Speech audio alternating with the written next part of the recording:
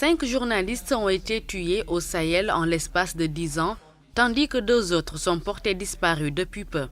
Des centaines d'autres ont été menacés et ne peuvent plus exercer leur profession sans risquer leur vie. En 40 pages, le dernier rapport de Reporters sans frontières, intitulé « Dans la peau d'un journaliste au Sahel », présenté aux journalistes ce lundi 3 avril à Dakar, révèle à quel point les conditions d'exercice du journalisme se sont détériorées dans cette partie de l'Afrique et est en train de devenir une zone de non-information. On se rend compte qu'il devient difficile d'exercer du journalisme de manière libre, fiable et indépendante dans des contextes où si les groupes armés vous arrêtent, c'est pratiquement des assassinats parce que dans le Sahel, nous en avons répertorié 5. Et si les États aussi, ou disons les forces de défense et de sécurité aussi, vous arrêtent dans des zones qui sont supposées être des zones interdites, vous êtes un peu considéré, vous pouvez même être, vous serez arrêté, ça c'est sûr. Vous pouvez aussi être assimilé à un ennemi au sens de groupe armé terroriste. La liberté de la presse dans ce contexte difficile est à rude épreuve dans le Sahel, et nous avons dit que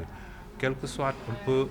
les attaques terroristes, les ripostes des forces armées, l'information crédible, fiable, indépendante doit pouvoir rester, et c'est le plaidoyer que nous avons mené. Face à ce constat, Reporters sans frontières recommande à la CEDEAO, la Communauté économique des États de l'Afrique de l'Ouest, et à la CEMAC, la Communauté économique et monétaire de l'Afrique centrale, d'élaborer un code de conduite sous-régional pour la sécurité des journalistes en zone de conflit. La CEDEAO doit, dans les pays qui sont actuellement en proie au conflit,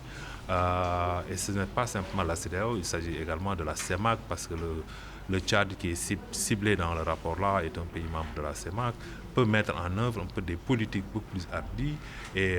communautaires pour la protection des journalistes. Si c'est assumé au niveau communautaire, il y a beaucoup plus de chances qu'au niveau national que ces politiques de sécurité puissent être assumées aussi.